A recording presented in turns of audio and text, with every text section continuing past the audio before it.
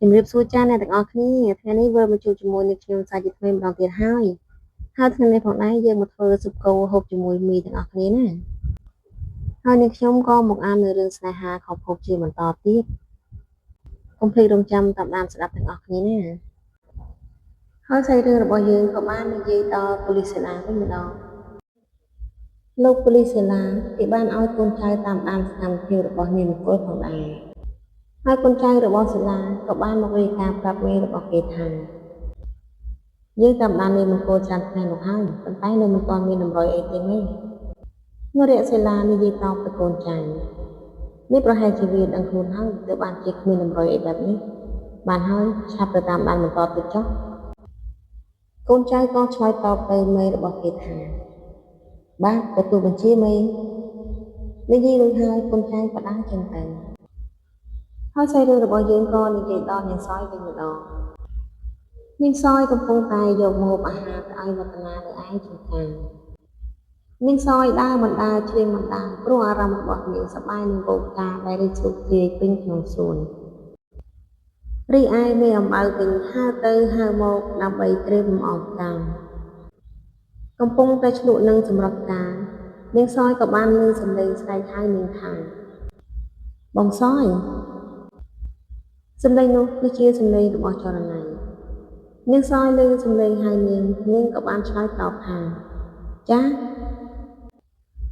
ប៉ុន្តែពេលនាងសម្លឹងរកមើលមនុស្សនាងមិនបានឃើញមនុស្សហៅនាងទេធ្វើឲ្យនាងសយមានអារម្មណ៍ថាព្រឺសម្បូរគំពួកតែម្ដង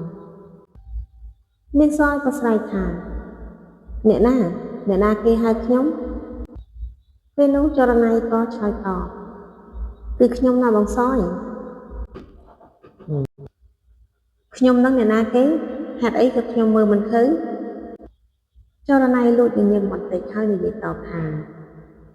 គឺខ្ញុំនៅក្បែរបងនឹងហើយពេលនោះនាងសយចាប់ផ្ដើមធ្វើភ្នែកប្រឡាប់ចាក់មើលឆ្វេងមើលស្ដាំមិនឃើញមានអ្នកណា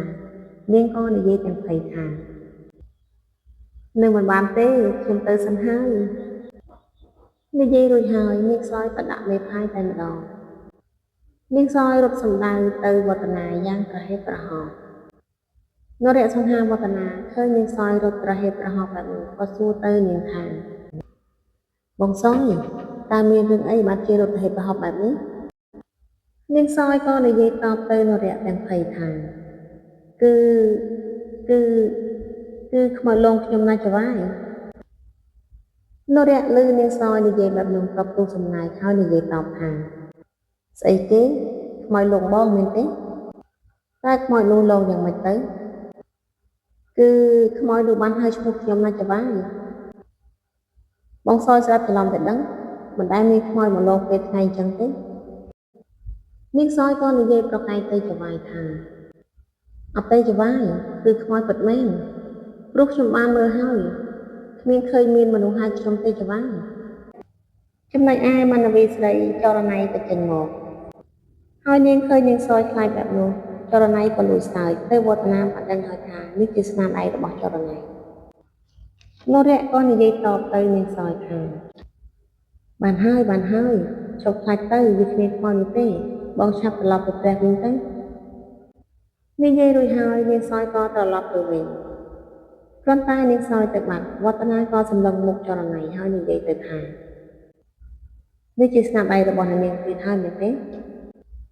ស្រស់ស្រីសើចហើយនិយាយតបទៅនរៈថាខ្ញុំគ្មានចេតនាលងគាត់នោះទេគឺមកពីគាត់ស្ដាប់ឮសំឡេងរបស់ខ្ញុំទេតាបានហើយអ្នកនាងថ្ងៃក្រោយកុំឲ្យគាត់ឮសំឡេងរបស់នាងទៀតអីឃើញទេគ្រាន់តែប៉ុណ្ណឹងគាត់ភ័យចង់រៀកនោមទៅហើយចរណៃស្រីញញឹមស្រស់ហើយស្រដីតបទៅនរៈចាទទួលបញ្ជាចវាយ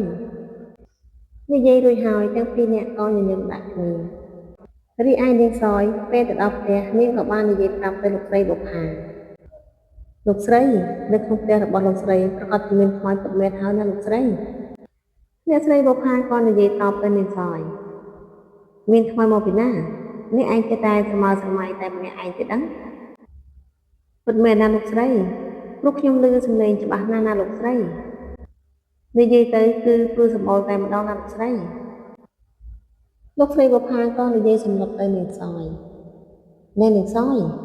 គ្មានខ្វាយអាណាមកលោកឯងតែកណ្ដាប់ឯងបែបនេះទេឯងកុំចេះតែមកកុហកយើងអីខ្ញុំអត់បានកុហកទេណាលោកស្រីខ្ញុំនិយាយពិតមែនណាលោកស្រីនេះមិនមែនជាលើកទី1ទេគឺច្រើនលើកច្រើនសារមកហើយសូម្បីតែនៅក្នុងបន្ទប់របស់អ្នកប្រវត្តិណាក៏ខ្ញុំបានលើអ្នកប្រុសនិយាយជាមួយខ្មោចនោះដែរណាលោកស្រីវិញមកផាដាក់ទឹកមុខស្មាហើយនិយាយទៅកាន់នាងសយឯងនិយាយថាម៉េចកូនប្រុសរបស់យើងនិយាយជាមួយខ្មោចពិតមែននេះជាការពិតឬអត់នាងសយងក់ក្បាលហើយនិយាយតបទៅវិញថាពិតណាស់លោកស្រីពេលលោកប្រុសនិយាយនៅក្នុងបន្ទប់ហើយខ្ញុំក៏បានចូលទៅប៉ុន្តែគ្មានមនុស្សនិយាយជាមួយលោកប្រុសនោះទេលោកប្រុសប្រកាសជានិយាយជាមួយខ្មោចហើយណាលោកស្រី